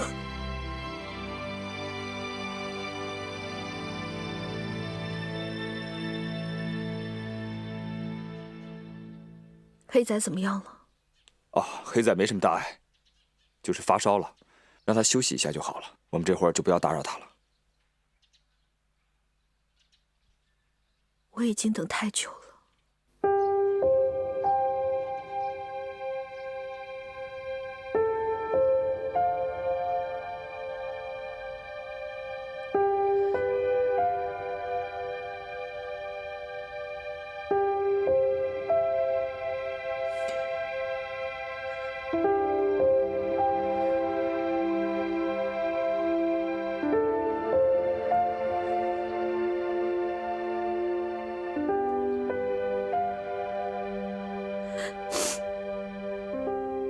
你怎么了？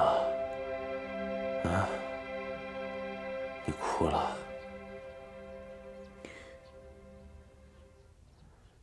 你终于来了，谢谢你救了这么多人。可我救不了你。你最近好不好？挺好的。阿峰好吗？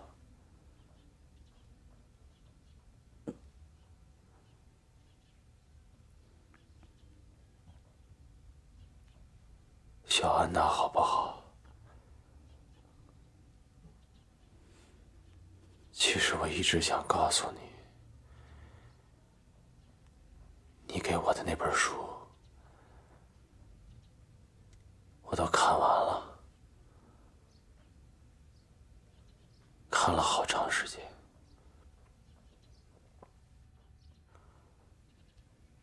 我明白了很多。其实，两个相爱的人，未必就一定要在一起。不在一起，不代表他们并不相爱，对吗？你还爱我吗？爱。我从前不说而已。为什么？因为我是一名战士，战士注定就要去面对死亡。我不想连累任何人，因为我什么都给不了你，只会给你带来恐惧、危险。我给不了你幸福，但是阿峰，他能做到。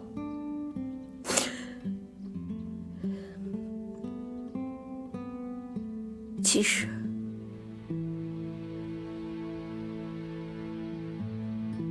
那天在婚礼上，我特别希望你能带着我走，我特别希望你能牵着我的手，带我离开。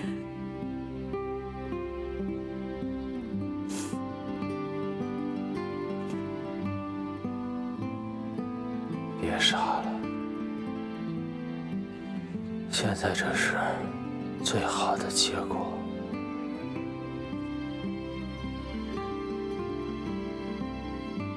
我们这辈子是不会在一起了。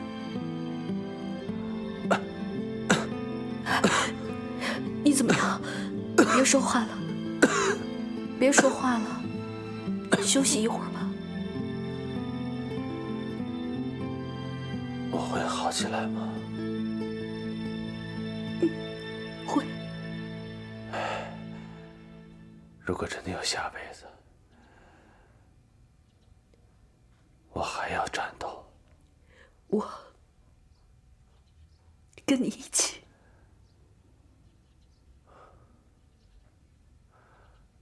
你回去休息吧。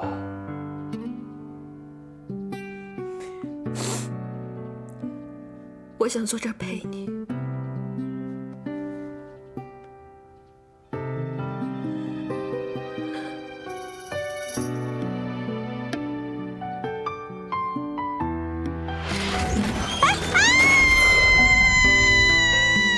救命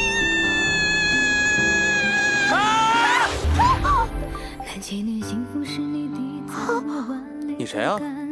哎哎，谁踢我？你是谁啊？这么巧啊！流氓！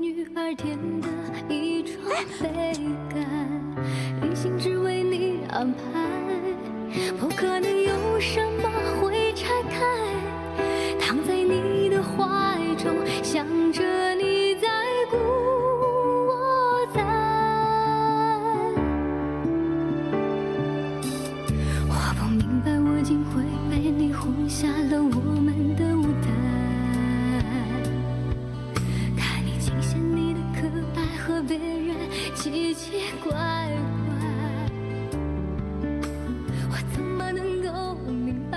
从现在开始，我宣布，安娜就是我的人了。你终于站在我面前，说想要暂时分开，哭不出来，你怎么可以亲手将我掩埋？哭不出来，一生的最爱变成隔夜的菜，哭不出来，你怎么可能也被世界篡改？哭不出来，我只能一点后一点沉入身后的苦海。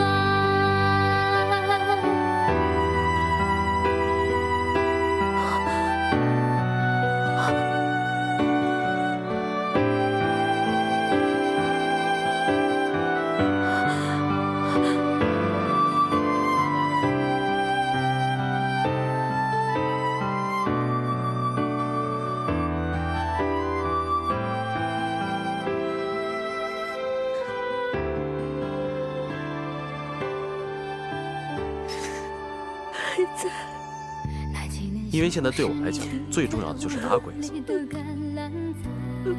我不一定哪天就牺牲了，我真的会死。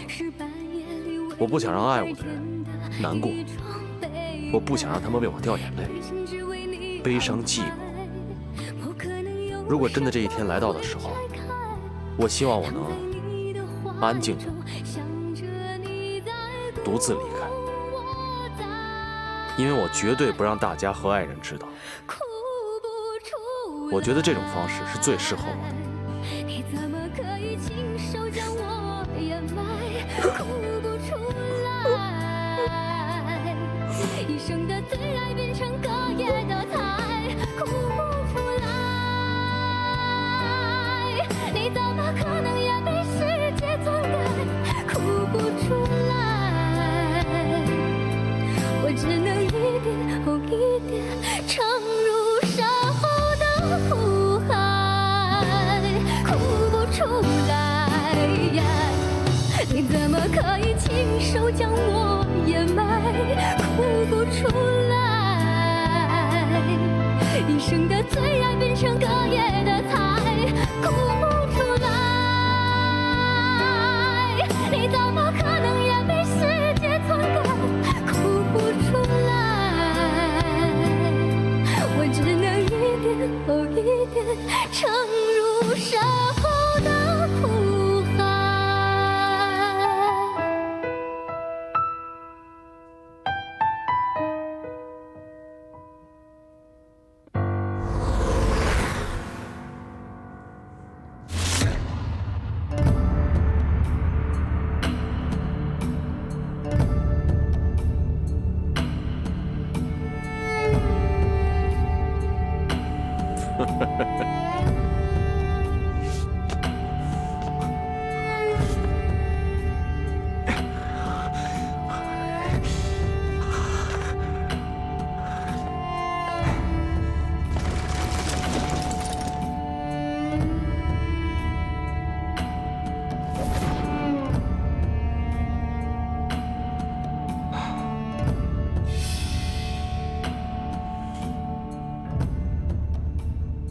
兄弟们别紧张，让他过来。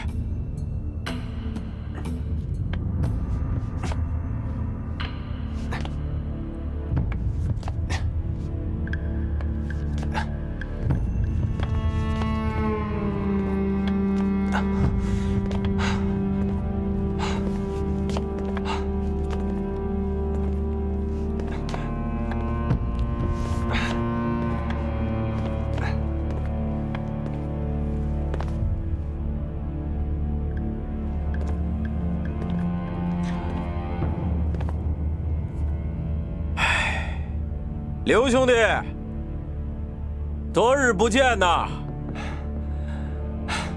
我一个人走了这么远，让我歇会儿。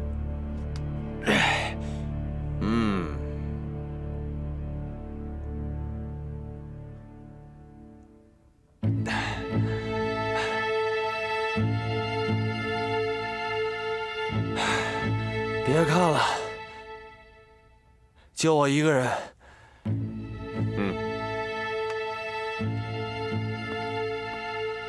158师474团3连就交给刘兄弟你了。你还记得这句话吗？如今你一人又面对我跟我这帮弟兄了，伤成这样，你怎么还不死啊？你留着这条命，是想跟我谈判吧？你说的也对。就算是来谈判的吧。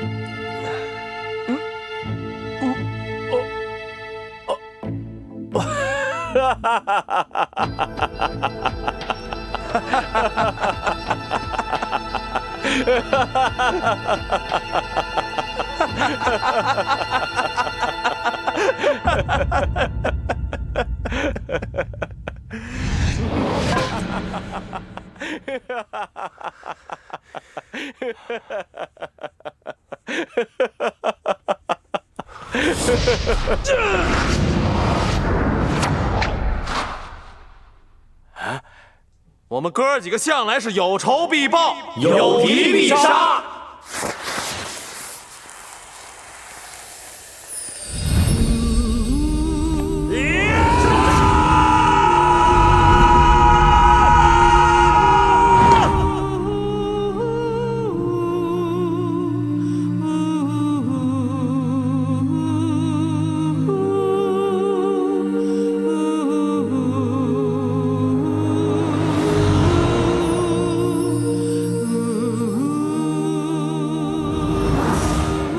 开枪！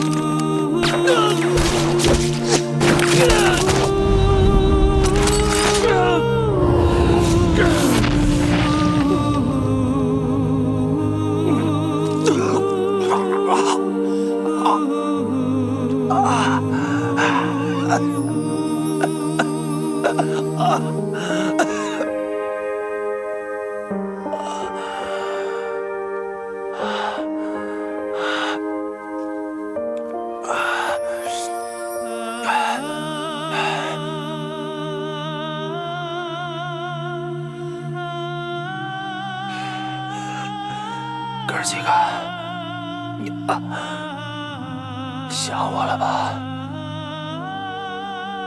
刘黑仔来找你们了。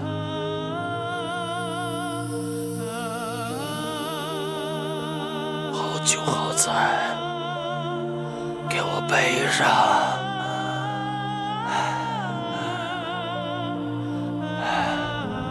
以后我们五兄弟永远在一起。我们五兄弟永远在一起。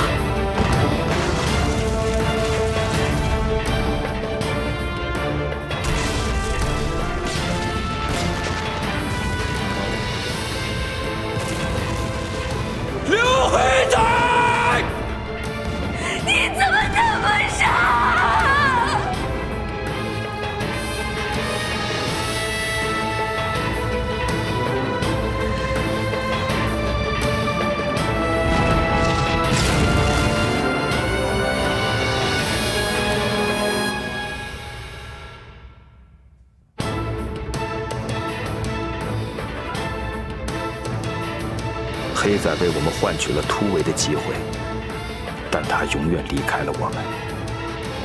很长一段时间，我们都无法接受这个事实，总觉得他随时会再回来，跟以前一样，又一次在绝境中死而复生。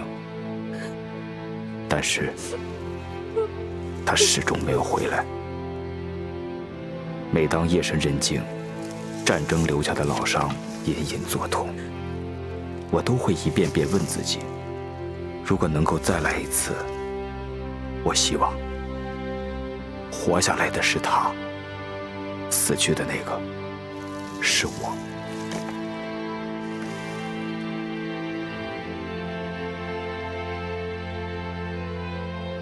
1946年7月的那天，我永远地送走了我的战友。后来我多次梦到他，还是那样狂放不羁，还是那样爱闹、爱耍、爱笑。经理，命运让我此生碰到了这样一位至亲至爱的同志，亦是对我无比眷顾。可为什么又让他离我而去呢？黑仔说，如果有来生，他还要战斗。我也这么想，而且希望继续跟他做战友。